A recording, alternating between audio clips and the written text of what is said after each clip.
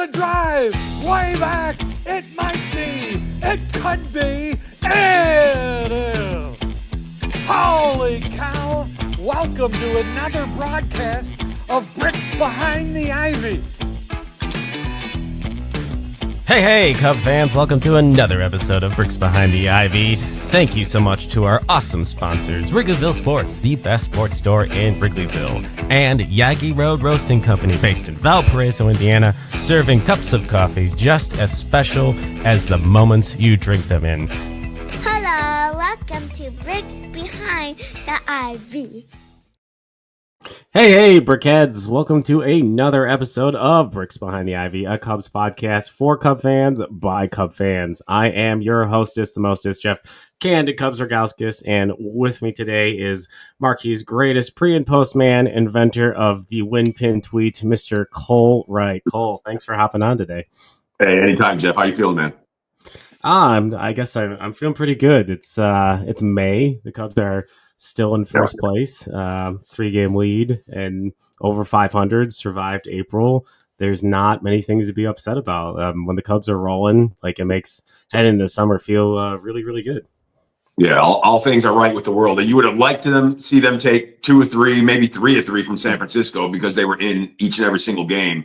I mean, that extra innings, I mean, boy, was that a kick in the zipper, man. I mean, you were right there.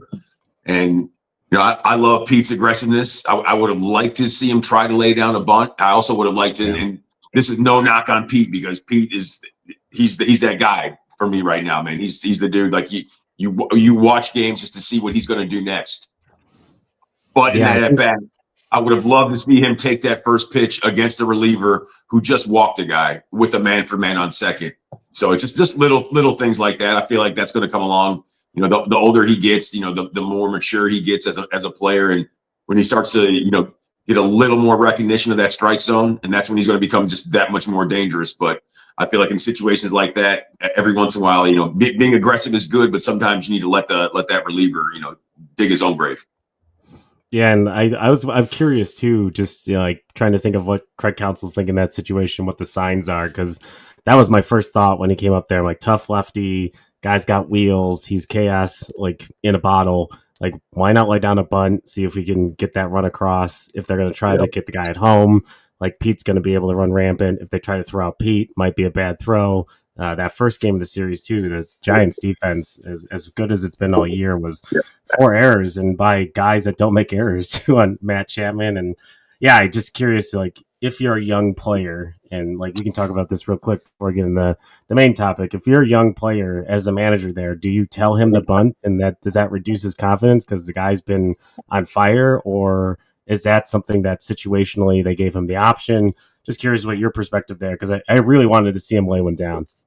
I mean, I don't think for a player like Pete that deters him in any shape, form, or fashion. I mean, that's part of his game. Like, in addition to being able to hit the ball over the fence and hit scissors in the gap, that's another part of his game that they have to and must respect, his ability to lay down that bunt and be safe. Like, when I used to work for the Red Sox, you know, once upon a time, and I always said that Jacoby Ellsbury, with his power and his ability and his speed, I'm like, he should at least show bunt for a hit once a game.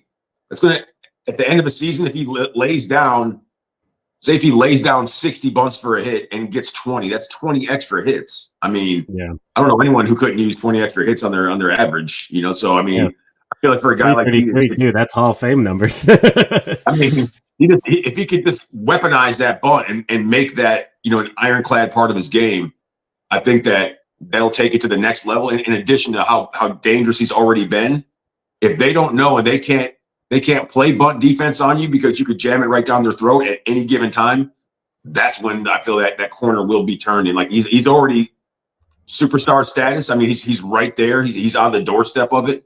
But I feel like just that little incorporation in his game. But I mean, nobody likes bunts, and no one's trying to hear me talk about bunts. So I just love to win, and I feel like I love to win more than I hate to bunt, and that's something I try to hang my hat on. Agreed. Yeah, I'm in the same boat there, and especially what happened after. It's hard not to revisionist history and look at that moment. And Dansby smoked that ball too in the next at bat. Man, it was right there. Yeah, the one guy that's going to make that play 99 out of 100 times. And that, just baseball is a cruel mistress at times. And man, it feels like we left some on the table there. But when they move on, this team turns the page better than anyone, any team I've seen. At least they've assembled in the last few years. So hopefully they get hot here in New York. But yeah, just before, it's a little housekeeping on the ads. Before we get rolling, make sure that you subscribe and leave a review on your favorite podcast app. It helps us find more Brickheads for the show. So if you watch on YouTube, make sure you're subscribing on YouTube, which is the Bleacher Bunch Network, home of Cubs PS Plus with Mike Waller, Sorrento with Danny Rocket, Cup of Cubby Blue with Sarah Sanchez, The Bleacher Bunch Show with all of us, and Baseball Rabbit Hole with Michael Cotton. And if you want more of that content exclusively, make sure you join the Patreon for the exclusive Cubs Pod, which is a daily Cubs recap show. So, Cole, today we talked a little bit off air. I brought you on to we did this last year with Brett Taylor over at Bleacher Nation, the pre-quarter of the season grades. So obviously baseball's a marathon, not a sprint, but the Cubs did have a really, really interesting and challenging April. And I always find it once we get to about 25%, not to be a nerd, but we're at like 23%, 38 games. We are we get an idea of what the identity of this team could be. And it's a good time to kind of evaluate where they are, what they might need to do, and what they're doing well. So today we're going to kind of talk about the team and the offensive side, the defensive side, and then starting pitching and relief pitching, and kind of assign some grades. And we'll start with the bats. So you've obviously, as part of your job, you see this game, you see their games every day. You follow this team. What are the positives you've seen from this offense here in 2025? One of the things that really just jumps off the page immediately is their ability to never really have clean innings. I mean, at least when you look at it defensively, they're rarely going 1, 2, 3. I mean, whether it's Happer right off the top with the 7-pitch at bat, then you have Kyle Tucker, Seiya, who's been scuffling just a little bit, but when he's at his best is when he's aggressive, and when he's aggressive, that's when he's a real problem. Michael Bush. I feel like it's their ability just to run batters up there, and they can take walks. Carson Kelly has more walks than strikeouts and more home runs than strikeouts. I mean, it's discipline right now is what this team has been able to do. They've been able to have a lot of discipline at bats. They go up there, they have good pitch recognition. Their ability to manipulate that strike zone, I feel like, has been borderline stellar. And the back half, whether it's been when Matt Shaw was up or not, it doesn't really matter. John Birdie's been able to fill in, nicely. It's Nico, it's PCA, it's Dansby, it's Miguel Amaya, and all those guys who can pretty much be, I don't know, not necessarily powerful towards the back end, but just a tough out towards the backside. I mean, in years past, we saw when you got to 6, 7, 8, 9, it was like, oh boy, when can we get back to 1, 2, 3, 4? And it always seemed like there was a whole bunch of just empty outs that were coming down the pipe. And this year, you don't really feel that. I mean, I feel like you feel like you're in every at bat 1 through 9, and that's a problem. I think that opposing pitchers feel that exact same way. Whether it's Miguel Amaya batting in the 9 hole or John Birdie, these cats aren't going to roll over and just give you a week at AB, man. So I feel like that's one of the calling cards for this Cubs team this year. They're potent throughout 1 through 9, and even the guys coming off the bench. I mean, Justin Turner's still looking for that first extra base hit, but he's batting like 600 with runners in scoring position. So, I mean, is it the ideal experiment, and has it fit into the mold that you shaped at the beginning of the season? Not necessarily, but he still has shown some production. That's really all you can ask for.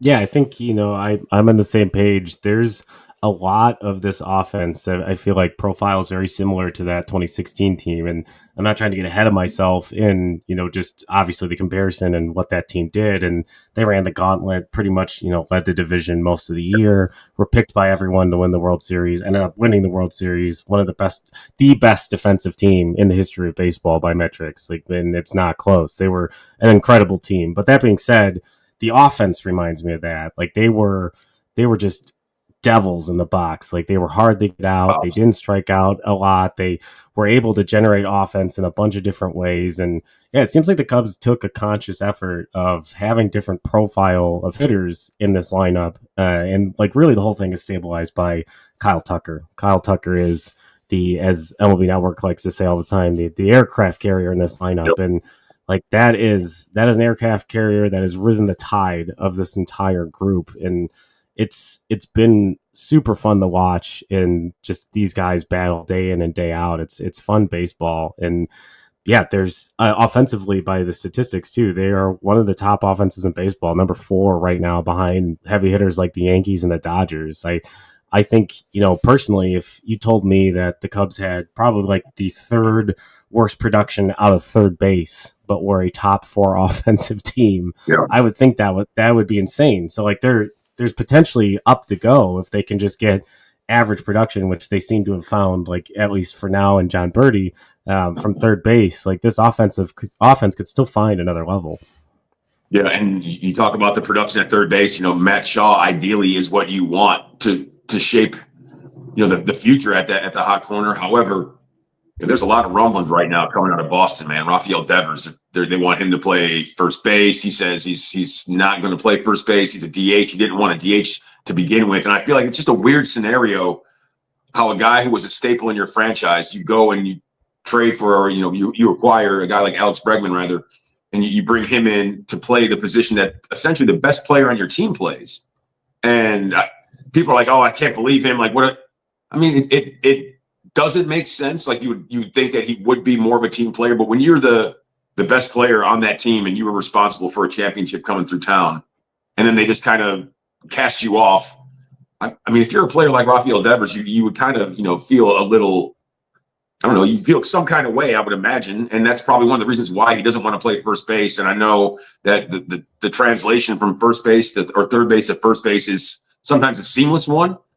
But I feel like he did nothing to warrant that position change. Like, if you're bringing Alex Bregman in, I thought maybe you should have had him go play second base, and then do a little mixing and matching, however you wanted to do it. But I don't necessarily know if that means that Rafael Devers is going to be on the market.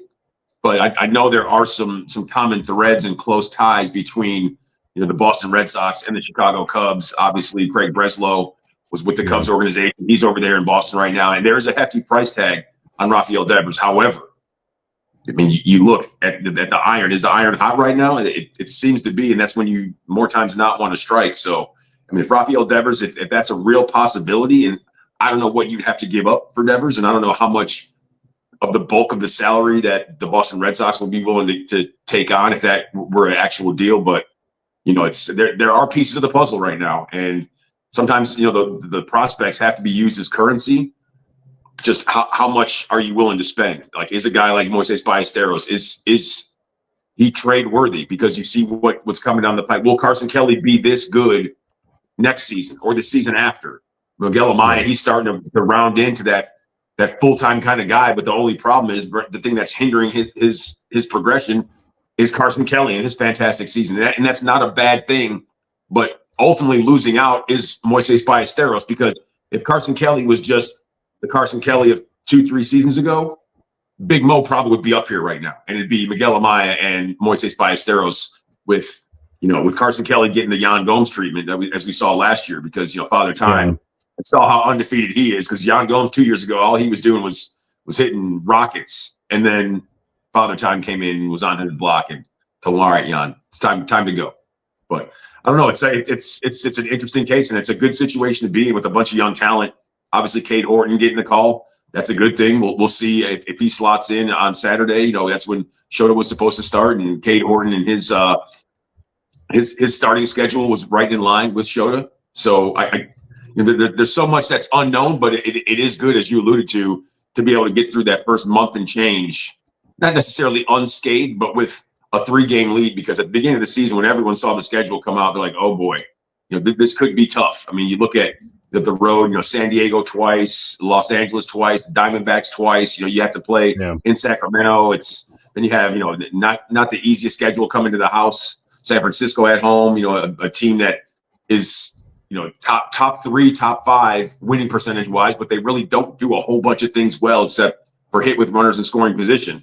And we saw how that really reared its ugly head in extras the other day. But, to be able to not get 2 or 3 from them, I mean, far from ideal. And, obviously now you're going to New York and everyone talks about how great the Mets are. The Mets are awesome, but all the Mets have really done is beat up on lesser than competition. I mean, you go back 2 weeks ago, they played 20 games versus sub 500 teams, and the Cubs had played 0. So, make of that what you will. But I think the Cubs are going to be all right against the greatest hitter in the history of baseball, Juan Soto, as everyone's proclaiming, just because the dude walks a lot. I mean, let's see, not even the greatest hitter in the league. What are we talking about?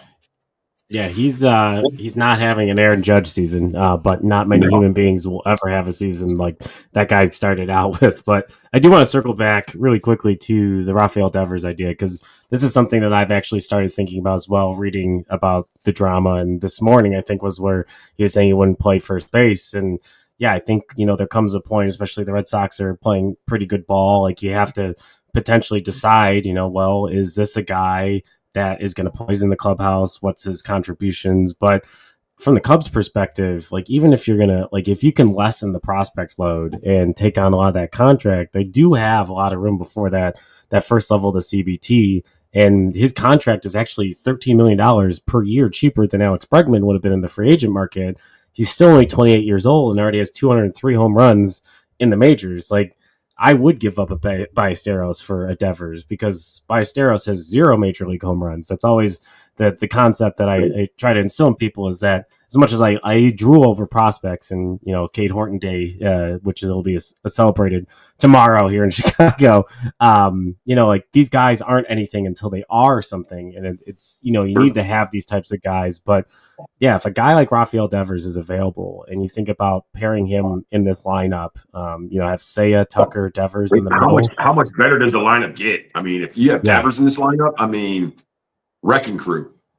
Yeah, they're causing damage. That's all the way. That lineup potentially challenges, like, the Dodgers for, on paper, being one of the better lineups in baseball. Like, that is how good a Rafael Devers is. And yeah, maybe his numbers actually aren't even that bad right now, but, like, maybe they, spin up if he's playing third base, if he's back to doing what he wants to do. And he's not an incredible defensive third baseman, but, like, the floor is so low for what the Cubs need defensively at third base. And they have, 2 wizards in the middle of the infield that can make up for some of his, his range. Like, if he's providing, 4 WAR, like, offensively, and just holding the fort over there, like, sign me up. Like, I would do that 10 times out of 9.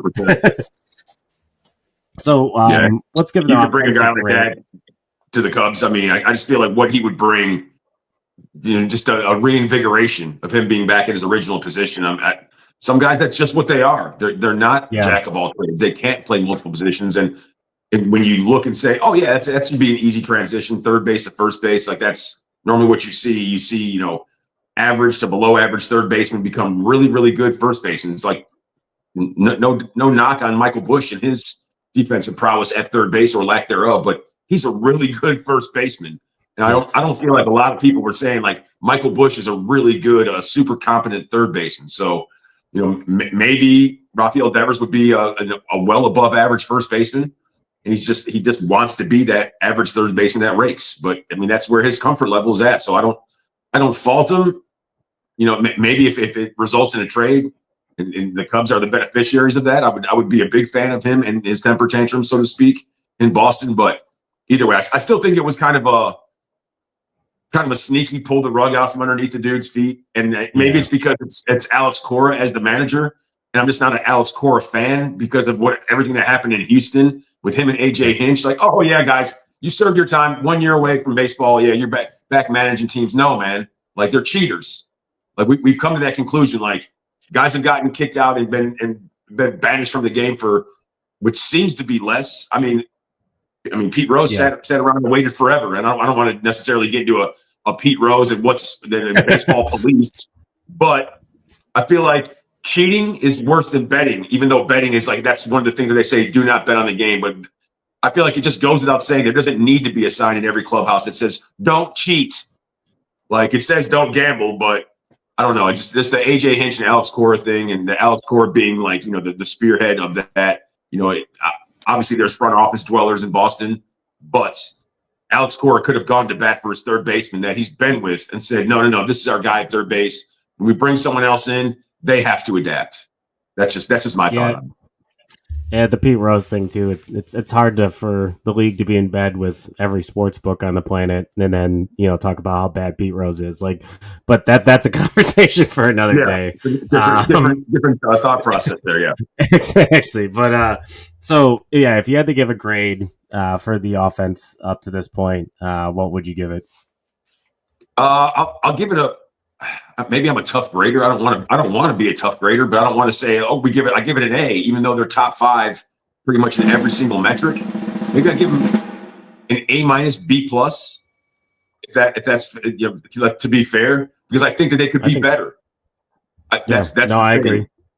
And I think that when Seiya is attacking and when he doesn't kind of just sit around and wait for that pitch, because he gets we talked about it. Everyone's talked about it. You see it. You watch games. He doesn't get the best calls. He's always getting kind of ganked on the edge, and then that changes his approach. If you're 0-1 instead of 1-0, and then you swing, and then you're down 0-2, and then maybe you take one that's that was designed to get swing and miss. That's way out of the zone, and then they freeze them with one in the zone. It's like, you got to be on the attack, man. You have to be aggressive, and I feel like when he's aggressive, that's when he's at his best. It's on a way smaller level, but my daughter's a softball player, and I always tell her the best way to avoid striking out is to avoid getting to a 2-strike count. Yeah, it sounds simple, but I mean, you got to get up there and you got to be ready to rake with a 0-0 count, and you have to have a certain approach and a certain attack. You have to be able to swing with no strikes. Your swing with no strikes should look vastly different than your swing with 2 strikes. And it's like you should be. I'm playing pepper mentality with 2 strikes. I feel like those hammers that get thrown by him, and anyone for that matter, league wide. I mean, if you have 2 strikes and you see something loopy, I know it's easier said than done to hit. But even if you just flail at it and try to put something, just foul it off and live for another pitch. Like, that's what you want to see. You want to see more of that battling mentality. And I feel like when Seiya brings that to the table, he lengthens the lineup almost just as much as Kyle Tucker. I mean, if you look at Seiya in his last 162 games, I mean, the dude's like 30 and 100. So he's a dangerous hitter.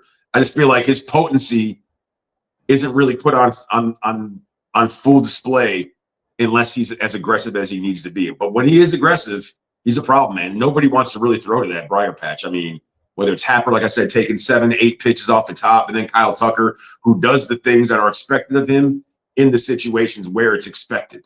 He comes up with runners on, like he's man on third, got to drive it in. Boom, there's a base hit. We saw him in a game hit a 2-run home run to get him within either a pair or one in the Miguel Amaya game. I think it was within 1 run. So just the things that he's able to do and how he stretches this offense, he helps other guys help stretch the offense as well. So when Seiya's going, when Kyle Tucker's going, when Carson Kelly is doing what he needs to do, Miguel Amaya, like he just looks like a different dude with the bat, with the glove, just all the way around. So I mean, an A- B+ is where I have to give it, only because there's room for growth, man. Yeah, I think I was going to sit on the B+ side, and only on the same thing because I think there are spots in this lineup. Third base sticks out, and then I think Seiya Suzuki is a challenging player is not the correct word, but like at the back of the baseball card each season, like he's been consistent enough that you can write it down. Like he's going to be in the 280s. It's like 350, 360 on base, 480 slugging. Like that's what he is.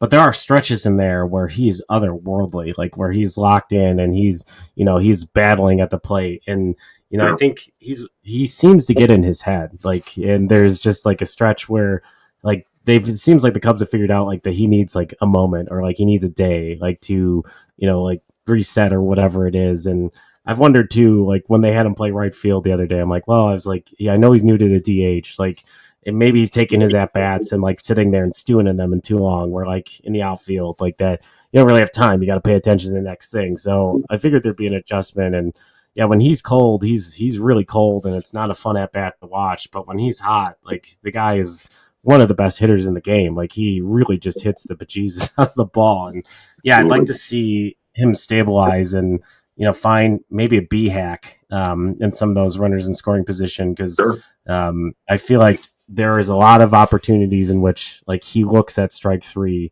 when there are men on, and because he's waiting for some sort of pitch, and then there's like an opposite aggression that comes post hoc that is almost too aggressive.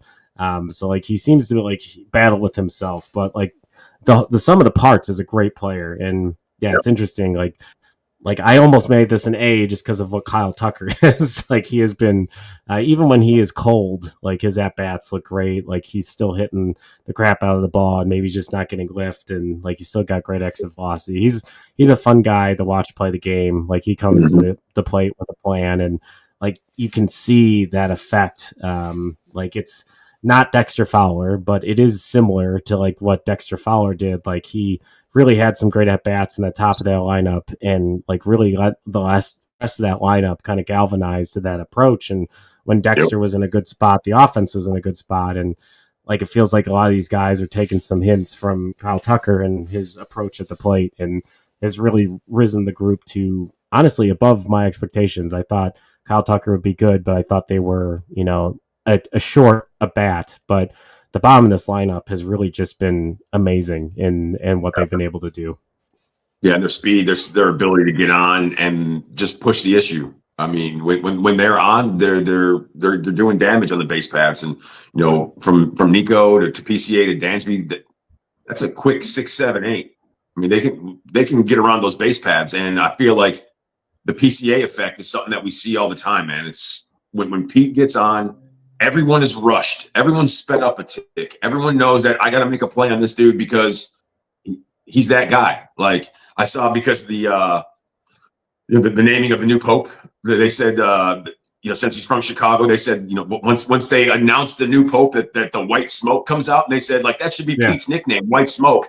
But you know, it's funny. My dad said last year that. He's like, man, he's like, Pete Armstrong, man. He's like white lightning. So I don't know if you ever heard me call Pete Moonshine, but I've called Pete Moonshine from time to time, man. So he's that kind of guy, man. And I just feel like, you know, that back half of the lineup, the way that they're able to push the issue, and Nico, I mean, his bat to ball is better than Pete's right now, but I just feel like Pete has more electricity with the bat. But when you know that those guys are going to get on and they're going to leg everything out, and they're going to potentially steal the next bag, and stealing stops and hit and runs, I feel like when all that is put on, everyone is sped up just that extra bit. And I mean, defense, we don't see it like we used to. Maybe I'm just an old dude in the barbershop, but you know, when I was a kid growing up, like we didn't see so many balls from the left side of the infield that were bounced across. So I feel like guys, they know what they have to do, and their internal clock is going off a lot quicker when Nico and Pete and Dansby are out there doing damage. So I just feel like the back half has been the unsung hero for this lineup. We know how much damage the front of the lineup has done, but it's the back that's really kept him in the games, man.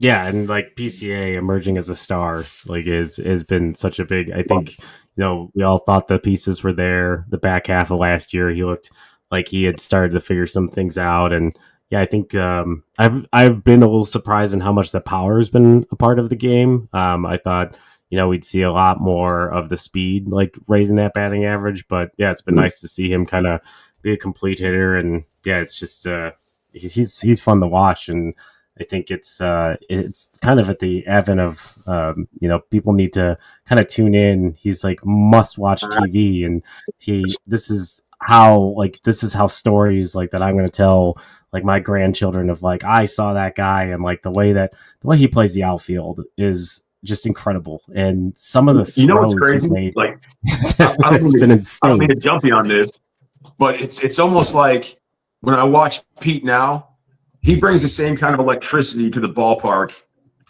as in his prime, and we're seeing a renaissance season from him right now. But he reminds me of watching Javi Baez play. Like the same electricity you watched when Javi Baez is on the field, you always wanted to see what was coming next. Not to take anything away from Anthony Rizzo or Chris Bryant or Kyle Schwarber or any of the other guys that were part of that World Series core. But for me, Javi Baez was the guy that you never wanted to take your eyes off of. You never knew what was coming next. Could he make that electric play at shortstop? Yes. Could he take you 15 rows deep? Absolutely. I mean, just all the little things that he would do, just watching him play. I feel like Pete Armstrong is the 2025 version of Javi Baez. And And good for Javi, man, for having that regeneration season in Detroit, man. I love to watch it. Yeah, as I say, It I love kind of it. squashes some of the trade for Javi Baez to play third base rumors, but I don't know. I like to see him because last year when the Tigers came to town, Javi came over and came on set with Cliff and Dexter and I, and it was as genuine as can be, man. He came over and gave us a hug, and it was really cool. So it's really neat to see him go out there and be able to have the season that he's having this season.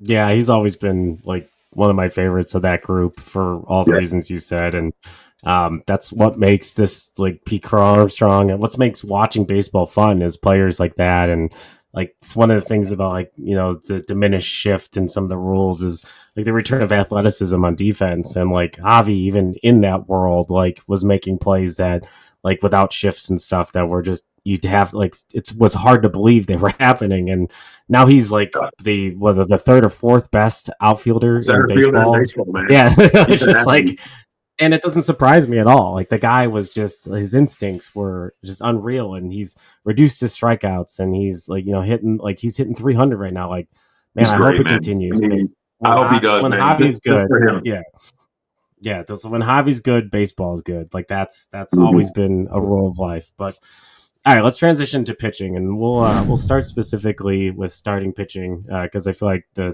starters in the bullpen are a little different. You know, I think this one's a tougher one to grade because so much has changed in the last few weeks, especially in the last month, of what the rotation even looks like. Like a lot of the grade could be put on Imanaga, but you know, at this moment, like it seems like the news is pretty solid, as good as it can be for a hamstring strain. But he's not going to be part of the rotation for a bit. Justin Steele is obviously out for the year, so it's not necessarily a mash, but it's not the one that every Cub fan was dreaming about. You know, I think in the offseason, I thought like they needed another guy to lengthen the rotation, maybe someone towards the front. That opportunity didn't present itself for the team this year, but now you're missing Imanaga and Steele for a little bit of stretch. The good news is the schedule's lightening up a little bit, like competition wise. There's still major league teams, like, so I'm not like you still have to win those games, but what do you think about the starting pitching, and how do you feel about it going forward, missing, you know, the two big arms on the staff? Well, I feel good about what Matt Boyd and Colin Ray have been able to bring to the table, man. I mean, you know, Colin Ray, the last time out, it wasn't ideal, but for what he's been able to do, I mean, you have to appreciate that. I mean, he lives at 94 to 96, a little sneaky velocity. Just being able to keep the Cubs in every ball game because they do have that weapon of the bats. You know, they can jump up and they can score, you know, 9 runs, 10 runs. They've got more 9-run, 10-run ball games than anybody in Major League Baseball right now. At last look, I don't know if anything has changed over the last 2 days. However, I feel like if those guys can keep you in ball games, then you're fine. You know, Jamison Tyone he's Jamison Tyone. He goes out there, he's gonna, you know, maybe they'll score 3 runs off him, but he's gonna chew up 5-6 innings. You know, Matt Boyd, same thing, and Ben Brown. If we can get him to pitch at home like he does on the road, and get the bats to be in line and on the same schedule as him. I mean, if I'm not mistaken, in his road starts, the Cubs have outscored the opponents 44-3. If it's not mistaken, our guy Chris Kampka, he's our booth researcher, in addition to our guy Chris Antonacci over at Marquee. So so if Ben Brown can just put himself on the mound at Wrigley and act like he's somewhere else, not at Wrigley. And then the bats can follow suit for him. You know, I think that'll be, you know, something good. But the 2 injuries, they really hurt. But that's what we talk about, all the farm system. And will Cade Horton, will he come up and will he be just a next man up, another link in the chain mentality? Hopefully so.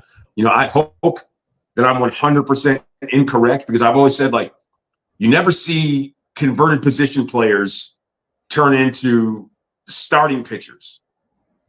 They're always relievers. They're always closers. You know, you never really see a guy's like, oh, okay, I'm going to play third base, and then it doesn't work out. Now I'm going to be a starting pitcher. I feel like starting pitchers and catchers, and sometimes third basemen for that matter, are born.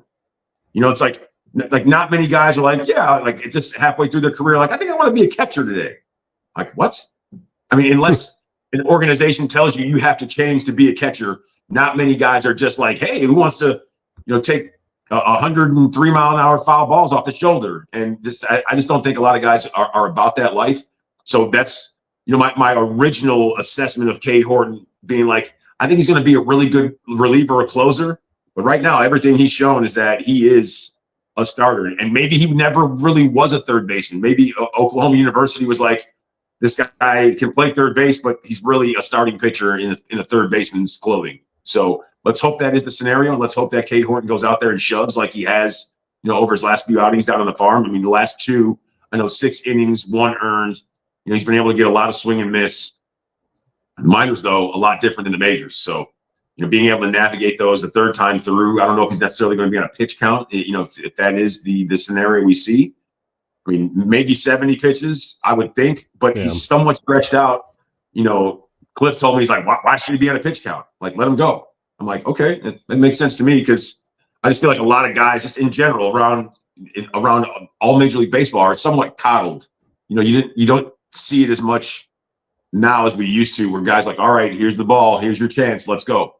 So hopefully he's able to seize that opportunity and go out there and just be that next man up mentality. And that would be ideal for the Cubs and Craig Counsell and for Jed and for Carter. I just think that, if he's able to fit right in and slot right in, that makes this team that much more dangerous when Shota does come back. And even, you don't want to look towards next season, but when Justin Steele comes back, if Cade Horton is a fixture in your rotation, then that's problems for everybody. If it's Matt Boyd or if it's Colin Ray, I think Matt Boyd will be in that rotation for a while. Whether Colin Ray, whether he slides with other arms coming in and having different assignments, that's still to be determined. But Cade Horton, the sky's the limit. And I'll give the pitching staff right now. I'll give the starting pitching a solid B. They go out there, they try to limit the runs and even looking at the bullpen, I mean, there's times where it blows up and it doesn't look great, but there's times where they're really, really good. And, they come in and I feel like you do see 4 relievers in one game, like, oh, scoreless outing from the bullpen again, scoreless outing from the bullpen. Once again, another day with a scoreless bullpen. Like, so you really can't knock them. So I'll give a B right now to the starting rotation. And I think you want to set me up on the bullpen, though. I didn't need to put the cart before the horse. No, it's all right. Yeah, I think, for me, a revelation for this staff has been Jameson Taillon. I think he is, whatever he's done with that changeup, I've been looking at that. I think it's the spike change.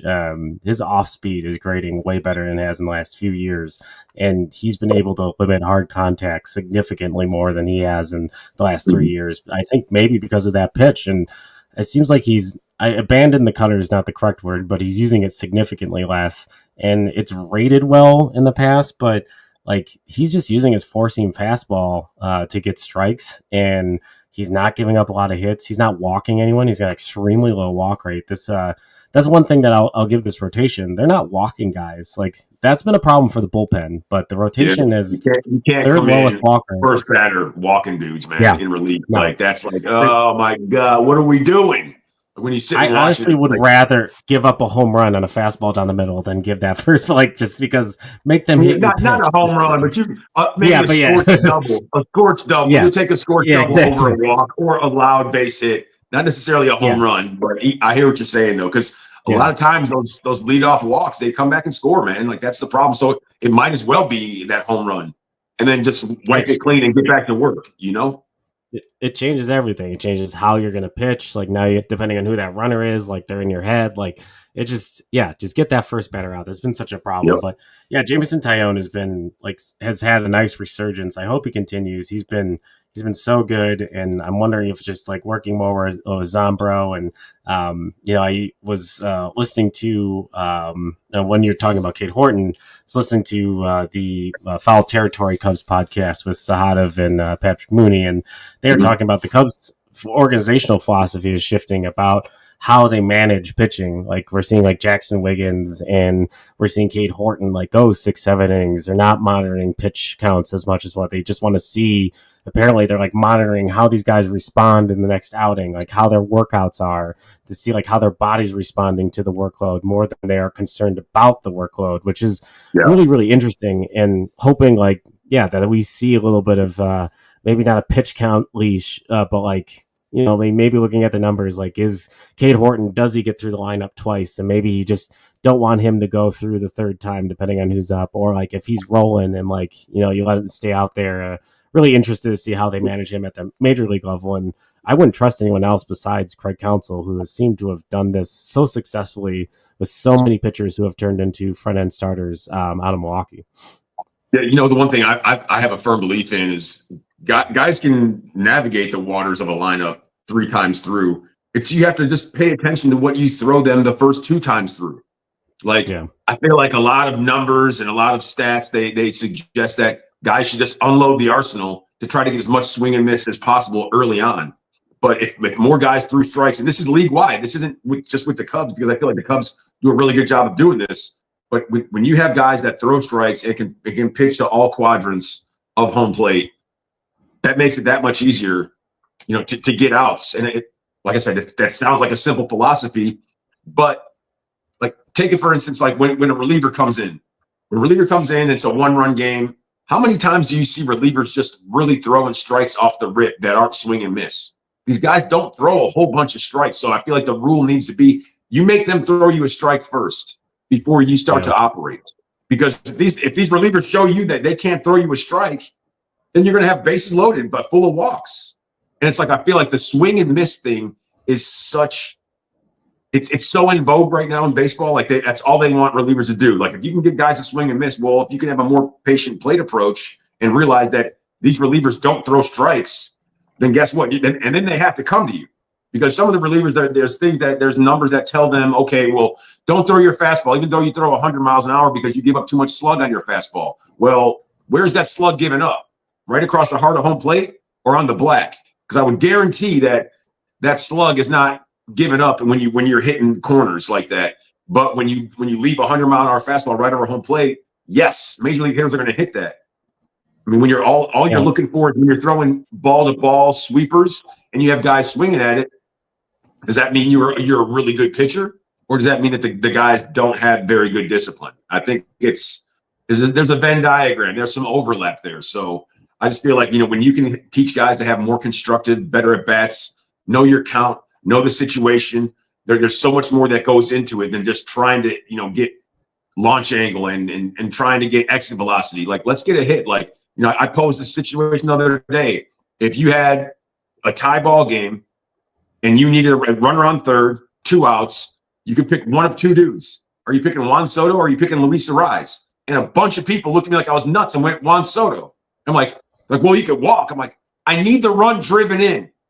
Yeah. I need the run driven in. Like, I don't need a walk. Like, walks are great. Is that a specific discipline of hitting? Absolutely. Does that necessarily make you a fantastic hitter? It could, but does Aaron Judge walk as much as Juan Soto? No. Is Aaron Judge a far superior stick to Juan Soto? Absolutely. And anyone who wants to argue that, then they can go argue with themselves. But I just think that it's when you look at all the different things, like let's drive that run in. Let's create chaos. Let's make them make a play on you. Walks don't do that. Are they important? Absolutely. But if I need a run driven in, I'm going to go with a guy like Luis Ariz over a guy like Juan Soto. And I think that's just my baseball philosophy. Put the ball in play, make them make a play on you, and hit the ball hard. I mean, and Juan Soto, I'm not saying that he doesn't hit the ball hard or does not put the ball in play, but I feel like there's this myth right now that he is the greatest hitter, because everyone has said, look at how much he walks and look at his OPS. And okay, I'll take a bunch of dudes, not a bunch of dudes, but I'll take Kyle Tucker over Juan Soto right now. Maybe I'm crazy. Maybe that sounds but I'm not. That's not being a homer when you kind of look at what he's able to do, the damage that he's able to do in certain situations. So. No, I think if you asked me who I wanted up in a contact play on this Cubs team, I would Kyle Tucker would come to mind, but for me, the first one would be Nico Horner for exactly what you said. Yeah, he doesn't whiff. He's got one of the best whiff rates in baseball, just like Luis Ariz. He doesn't strike out often. He's got one of the best strikeout rates in baseball. Like, that's the guy that is going to put the bat on the ball, because nothing can happen when the ball's in play if the ball's not in play. Like, let the bat pip gods decide, or let that guy get the ball in play, because you never know what's going to happen. It's Cub wins where like, Gregory Polanco is slipping in the wet grass and somebody scores. Like if that ball's not in play, that never happens. Like that's why hitting the ball is the most important part of all of this. But Absolutely. yeah. Let's transition to the bullpen. The bullpen has been hit or miss. I would argue that they have been significantly better lately. I think the game the other night where Ryan Presley set a lot of unfortunate major league records, prior to that, the team had the bullpen was nails. They didn't give up hits. They were like 5 shutout innings. They were great. They looked fantastic. And the circle of trust is extremely clear to me from, Craig Counsell's trying to get a game closed. And it's Porter Hodge. You got Brad Keller. You've got Julian Merriweather. Dan Valencia. Pomeranz has been a revelation. He's throwing just as well as the last time he was in the league. And it's been years. The guy found the fountain of youth or is just finally healthy. Like, what a find. What a great find. A lefty throwing as well as he has. So, the bullpen is coming together and they've got reinforcements. Like they've got Tyson Miller, who's still rehabbing. I still think, Keegan Thompson is a pretty solid arm when he's finding the strike zone. But yeah, ultimately, at the end of the day, I think it's there is a lot of things left to be desired. And the two things that really stick out to me looking at their stats is the Cubs have the lowest strikeout rate by relievers. At 18% in baseball, and they have the 4th highest or 6th highest walk rate. So they're not striking people out, at least with some of the group they've used this year, and they're walking a ton of guys. That is just a recipe for disaster. Yeah, and that's I think if I were to give this bullpen a grade, I'd give them early on a C-, and that's very generous because of how much better they've gotten. But really, if I'm Jed Hoyer, one of the top things I'm looking for is swing and miss reliever for the back end of this bullpen to really just galvanize the group. And, yes, there are maybe Luke Little finds the strike zone. There's still so many options, and it's early in the year where you're not going to cut guys that don't have options and stuff. So I understand finding these things. And I don't think Ryan Presley is necessarily as cooked as he looked the other night. I think there's, some positives there. And they said he's struggling with deception, and I think he could be a solid reliever. But I think the closer thing has sailed for a bit until he stacks some appearances together. But yeah, what are your thoughts on the bullpen? I mean, you give him a C-, I give him a C+, because when they were good and when they are good, they're pretty solid. And it's not just guys are going 7 and 8, and then 1 or 2 guys come out. It's guys are going 5 or 6, and then you see 3 or 4, sometimes even 5 relievers that get trotted out there. So, I mean, there's really no defined roles, so that's tough to do. So no one really knows who's going to get the next call when that phone rings out there in the bullpen. I feel like you said, Ryan Presley, the closer ship, maybe that sailed on him. I would love to see a guy like Daniel Palencia be able to fit into that closer role. He's got closer type stuff. I mean, you see this cat throwing up 102 on the radar gun, man. It's that's what you want to see. But I'm going to be completely honest. I hate when I see relievers, and it's on any team. It doesn't matter what squad it is. When you see relievers come in and they get a dirty inning, just why wouldn't you just have started him out to begin with? If you knew that was a potential, this guy coming in, and just let a dude who throws 102 get a clean base pass. Let him go out there and let him, get his own body of work. Let him go out there and dictate what he's going to be able to do in that strike zone. And I feel like if a Daniel Palencia can really be that guy, but Porter Hodge has been everything that you needed so far this season, but it's the limitation of walks. I mean, that goes for everybody. The starters are being able to limit the walks. Relievers need to do more of that. And this is going to be a tough series because that there's guys that walk. I mean, Juan Soto, he's that walking dude. So if you can limit him, and the next 3 are going to be all important. Whether or not Cade Horton is able to go, a significant distance on Saturday, that's still to be seen. But I'll give the bullpen a C+. I mean, there's room for improvement. The biggest room in the house is the room for improvement, man. So I think that's where they'll be at right now. And do they go get Yohan Duran at the All-Star break at the trade deadline if the Minnesota Twins aren't doing what needs to be done? I don't know. We'll see. So, it's a lot of things, and there's a lot of currency. And when I say currency, there's a lot of talent in the minors. There's guys like Owen Casey. There's guys like Moises Ballesteros. There are those younger players. There's Jackson Wiggins. There's those young guys down there who I think are very enticing to other ball clubs. So you just don't necessarily want to give one of those guys away and then a year later be watching them dominate with another team.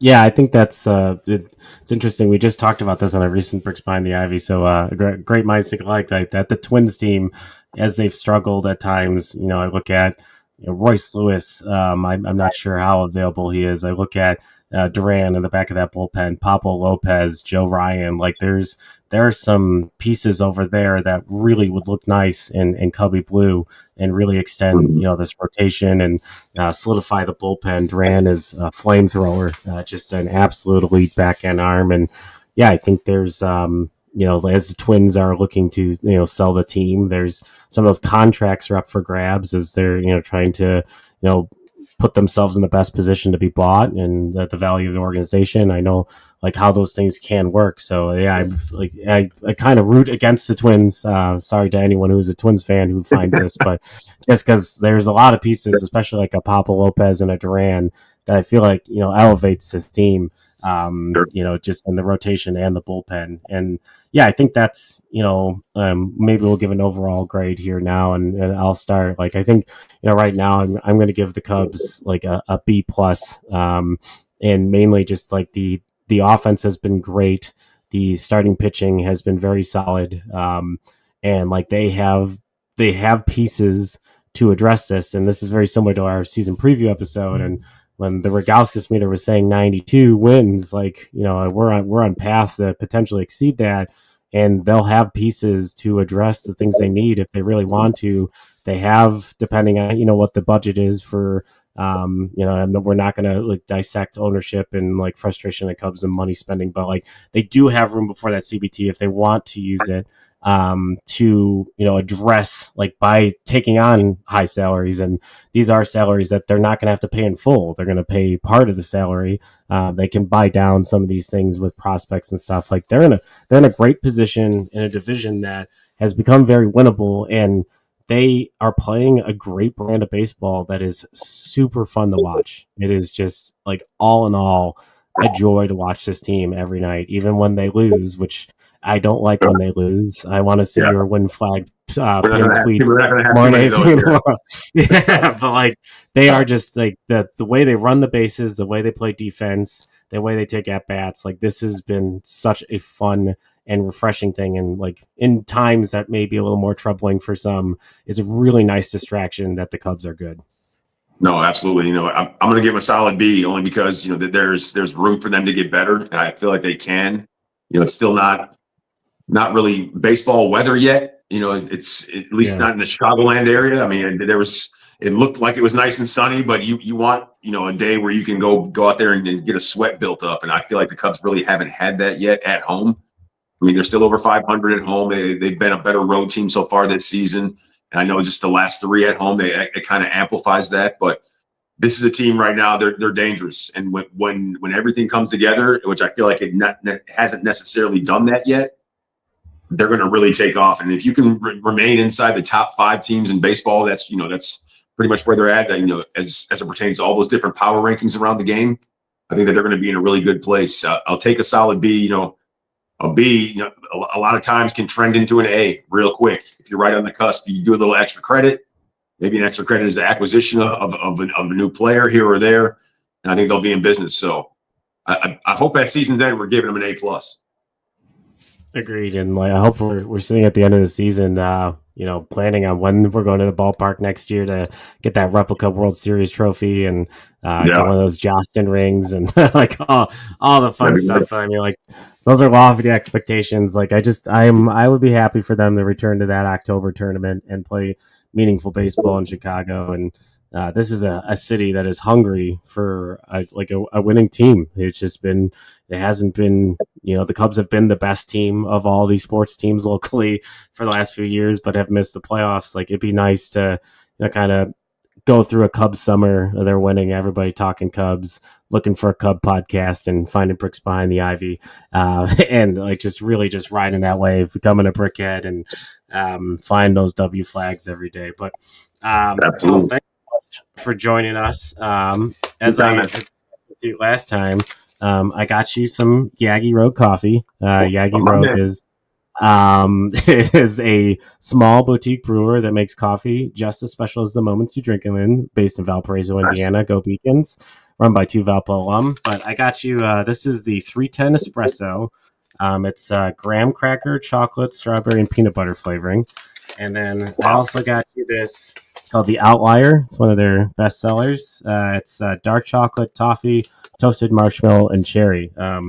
These are my wife's two favorites, and the guys at Yagi told me these are their two best sellers. So I will mail them to you and make sure you drink it and talk about how awesome it is in that clubhouse. And absolutely. Any Brickheads interested, and make sure you click the link in the description of this podcast and order some coffee today. And as I promised them, I am drinking from my Yagi Road mug on the show. But Cole, do you have anything you want to promote, or you've got pre and post, I'm assuming, all weekend, and we're going to get to kind of experience as fans, and you're going to get the experience as a fan and at your job, the Cade Horton show this weekend. Should be fun. Yeah, it'll be myself, Cliff Lloyd, all weekend long. We'll be rolling, and hopefully we'll have some good vibes and some wins to talk about. It makes it that much easier when we're able to talk about them getting wins, especially over the Mets. So.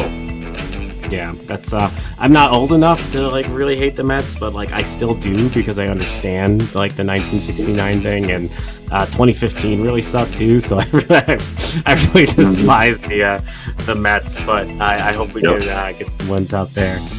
This has been another episode of Brooks Behind the Ivy. Make sure you're hitting that subscribe button. Leave some comments on what you think the Cubs grade should be up at this point, and we will share them over the next few weeks on our social media channels. Thank you so much, Cole. And until next time, go Cubs. Thank you, Jeff.